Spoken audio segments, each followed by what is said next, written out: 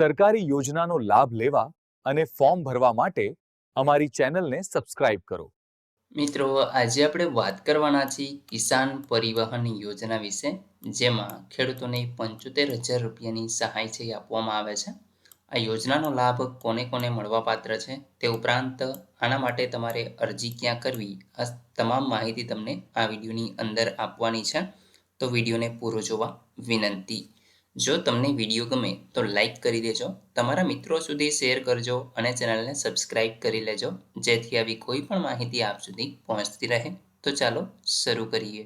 તો મિત્રો, જોઈએ કિસાન પરિવહન યોજના વિશે, જેમનો હેતુ છે કૃષિ ઉત્પાદન પરિવહન સરળ બનાવવા માટે મીડિયમ સાઇઝના જે ગુડ્સ કેરેજ વાહન, એટલે કે જે માલ સામાન સારી શકે એવા, જેમ કે ટ્રેક્ટર ટેલરની ખરીદી ઉપર નાણાકીય સહાય છે એ તમને આપવા માટેની આ યોજના સરકાર દ્વારા અમલમાં છે। ખેડૂતોને ઓફ સિઝનમાં પૂરક રોજગારી પૂરી પાડવાનો આ યોજનાનો હેતુ છે। સહાયની વાત કરીએ તો નાના, સીમાંત, મહિલા, અનુસૂચિત જાતિ, અનુસૂચિત જનજાતિના જે ખેડૂતો છે એમને કુલ ખર્ચના 35% અથવા તો 75% બેમાંથી જે પણ ઓછું હોય તે અહીં સહાય પેટે આપવામાં આવે છે। સામાન્ય અને અન્ય ખેડૂતોને કુલ ખર્ચના 25% અથવા તો 50,000 રૂપિયા બેમાંથી જે પણ ઓછું હોય તે આપવામાં આવે છે। તો મિત્રો, અહીંયા આપણે તમામ જે ખેડૂતો છે એમના માટે આ યોજના છે, પરંતુ જે લોકો નાના, સીમાંત અને મહિલા, અનુસૂચિત જાતિ, અનુસૂચિત જનજાતિમાંથી આવતા હોય તો એમને 75,000ની સહાય છે। બાકીનાઓને 50,000 રૂપિયાની સહાય છે એ આપવામાં આવે છે।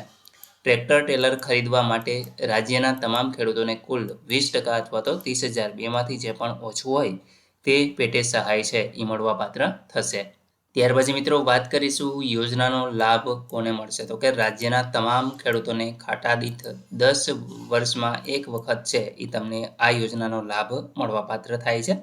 હવે આના સ્પેસિફિકેશન આપેલા છે।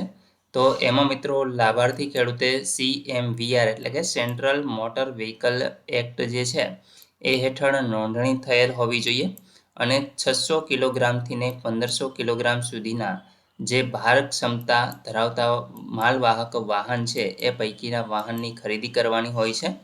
અને ટ્રેક્ટર ટેલર ઘટક માટે જે તે ખેડૂત લાભાર્થી ટ્રેક્ટરનું પાર્સિંગ ધરાવતા હોય અને જે તે નાણાકીય વર્ષમાં આરટીઓમાં ટ્રેક્ટર ટેલરનું રજિસ્ટ્રેશન એટલે કે પાર્સિંગ થયેલ હોય તો તેવા ખેડૂત લાભાર્થીને આ સહાય છે એ મળવાપાત્ર થાય છે। હવે મિત્રો, વાત કરીશું કે આ યોજના માટે તમારે અરજી ક્યાં કરવાની, તો કે ખેડૂત માટે આઈ ખેડૂત પોર્ટલ છે, જે iKheduत.gujarat.gov.in છે। તો એમાં તમારે ઓનલાઈન અરજી કરવાની હોય છે, અથવા તો યોજનાની વધુ માહિતી તમારે જોતી હોય તો તમે તમારા ગ્રામ સેવકનો સંપર્ક કરી શકો, અથવા તો વિસ્તરણ અધિકારી ખેતી અને જિલ્લા કક્ષાએ જિલ્લા ખેતીવાડી અધિકારીનો સંપર્ક કરી અને વધારે માહિતી છે એ મેળવી શકો છો। તો મિત્રો, આશા રાખું છું કે આ યોજના વિશે તમને સંપૂર્ણ માહિતી મળી ગઈ છે। તેમ છતાં પણ કોઈ પ્રશ્ન હોય તો તમે કોમેન્ટ દ્વારા પૂછી શકો છો। વિડીયોને લાઇક કરી દેજો, તમારા મિત્રો સુધી શેર કરજો અને ચેનલને સબસ્ક્રાઇબ કરી લેજો, જેથી આવી કોઈ પણ માહિતી આપ સુધી પહોંચતી રહે। વિડીયો જોવા બદલ આપનો ખૂબ ખૂબ આભાર। મળીએ એક નવા વિડીયો સાથે, ત્યાં સુધી જય હિન્દ।